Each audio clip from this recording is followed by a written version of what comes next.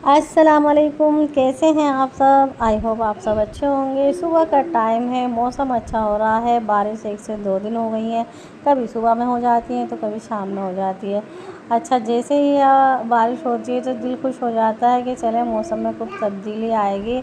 और जी बस इस क्या प्रॉब्लम होती है कि बारिश जो है ना बूंदाबांदी से और इसकी बारिश से जो है ना चारों तरफ गंदगी हो जाती है। बस ये प्रॉब्लम होती है और वो घर में आती है सबके आने जाने से। तो बस ये है। और नहीं तो बारिश की वजह से दिल खुश हो ही जाता है और मौसम इतना अच्छा हो रहा है तो इसकी वजह से चाय पीने में मज़ा दुगना हो जाता है। तो चाय हो गई थी तैयार और ये देखें जी, और बस अब आ गई है और चाय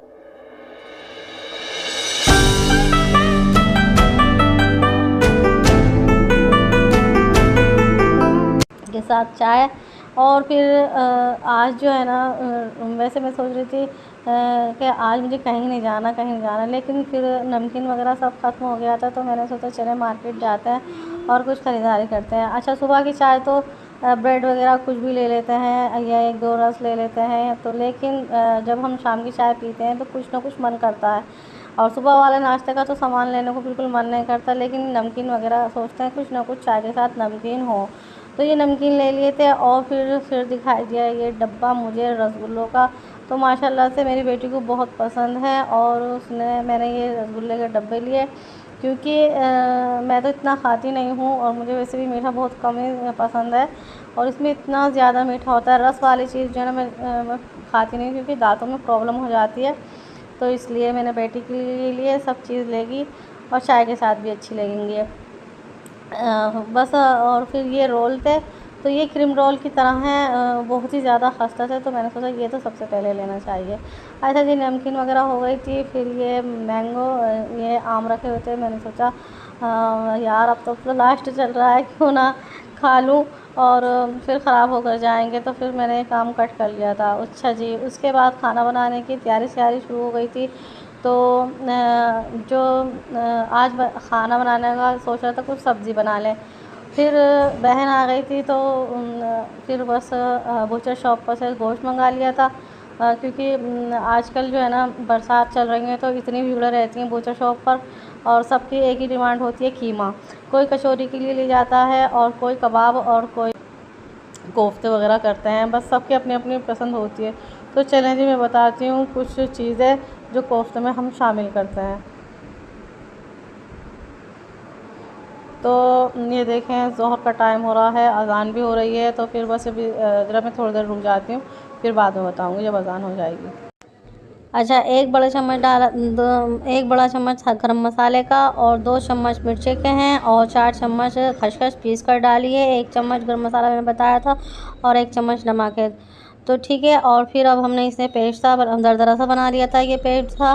तो ये अगर कोई चाहे तो मशीन में जब हम कीमा लेने जाते हैं तो वो साथ में भी हम इसे पिसवा सकते हैं। तो जैसे कि हमने 11-12 के करीब हरी मिर्ची ले ली थी और 7 इंच का टुकड़ा अदरक का ले लिया था। और जी ये 2 बड़ी साइज़ की प्याज इन्हें दरदरा करके इसमें मिक्स कर दें। और ये है बेसन मेरे पास चने नहीं थे तो बेसन भून करके 4 चम्मच बेसन और 4 चम्मच ही डाल देंगे हम इसमें खस के पीसी हुई। ठीक है, बेसन से बहुत अच्छा टेस्ट भी आ जाता है और नरम भी हो जाते हैं। खैर हमारे यहाँ चने शामिल करते हैं, चने से बहुत अच्छा टेस्ट भी आता है। हमारे यहाँ खूब अच्छे से हर शॉप पर मिल जाते हैं, गली मोहल्ले में सब जगह।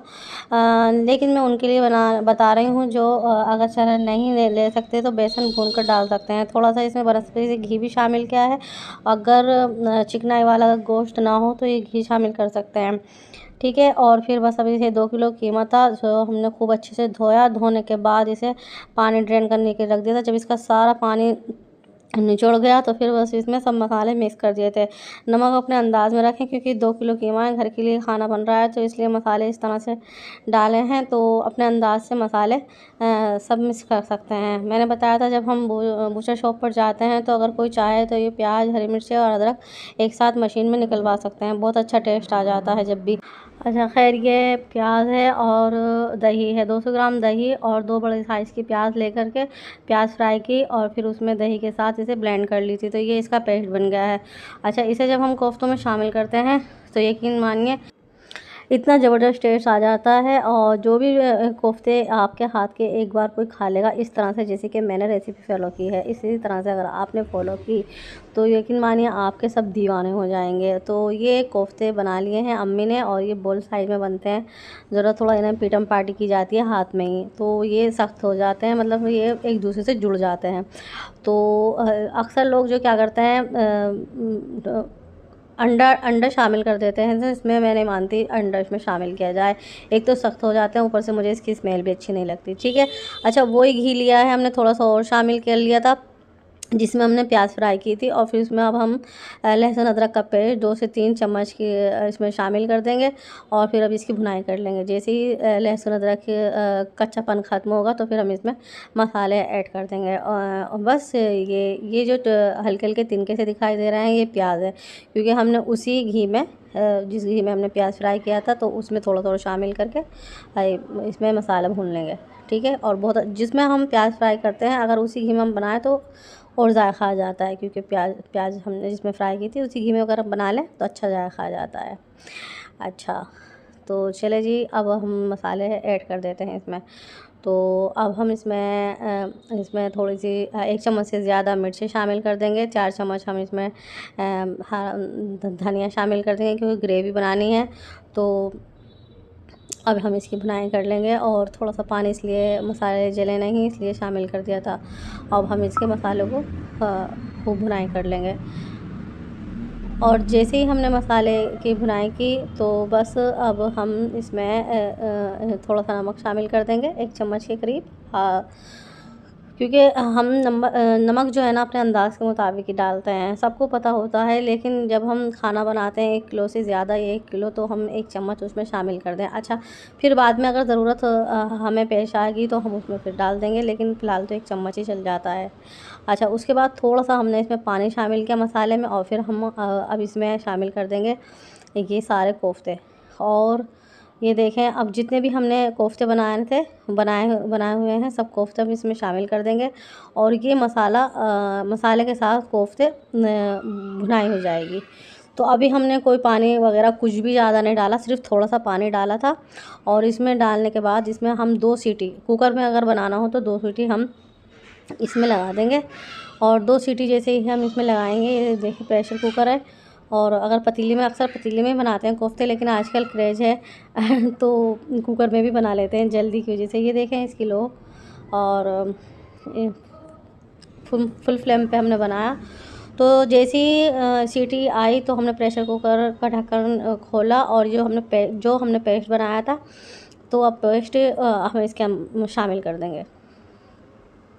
अच्छा, हमने पेस्ट इसमें शामिल कर दिया है। अब इसकी भुनाई हो जाएगी, और जैसे ही भुनाई होगी तो हम बारी बारी हम हाथ से इसको हिलाते रहेंगे, क्योंकि चम्मच तो हमें चलाना नहीं है, कोफ्ते टूट जाएंगे। और पतीली हो कुकर हो तो हम दोनों को किसी भी तरह से किसी कपड़े से पकड़ के हम इसे हिलाते रहेंगे। ओके, और फिर हम क्या करेंगे, 1 चम्मच भर के गरम मसाले का इसमें शामिल कर देंगे। अगर कोई चाहे तो शुरू में भी जब हम स्टार्टिंग करें कोफ्ते की तो उसमें साबित गरम मसाला भी डाल सकते हैं, लेकिन इससे से भी बहुत अच्छा, जब हम लास्ट में डालते हैं बहुत अच्छा जायका आता है। कौरमा हो या कोफ्ते, तो पाए, ये सब चीज़ें सब बस लास्ट में डालते हैं, क्योंकि इसकी खुशबू इसका जायका बढ़ा देती है। इसका मसाले जो है ना इसके जायका बढ़ा देती हैं और खुशबू बहुत अच्छी आती है। अच्छा, उसके बाद हम अब थोड़ा सा आधा कप या 1 कप के करीब जितनी हमें ग्रेवी रखनी है, तो हम इसमें पानी शामिल कर देंगे। पानी इसलिए धुंधला है क्योंकि उसी जार में जिसमें हमने प्याज पीसी थी उसी जार में हमने पानी लेकर के इसमें डाल दिया था। ठीक है, तो अब हम 1 कप के करीब या आधा कप के करीब पानी इसमें शामिल कर देंगे। कोफ्ते तैयार हो गए हैं, और मैं आपको दिखाती हूँ इन्हें निकाल करके किसी प्लेट में। अच्छा, मुझे कोई प्लेट नज़र नहीं आई तो मुझे राइस प्लेट नज़र आई, तो मैंने ये राइस प्लेट ले ली थी। जो मुझे बर्तन नज़र आता है मैं वही ले लेती हूँ। बहुत ही मज़ेदार कोफ्ते बने थे, बिल्कुल इसी तरह से जैसे मैंने बनाया इसी तरह से फॉलो कीजिएगा, बहुत मज़ेदार खाना बनेगा। तो खाना बनकर तैयार हो गया है। अब मुझे यहीं दे इजाज़त, कोई नई रेसिपी के साथ मैं बहुत जल्द आपके साथ हाज़िर होंगी। अल्लाह हाफ़िज़।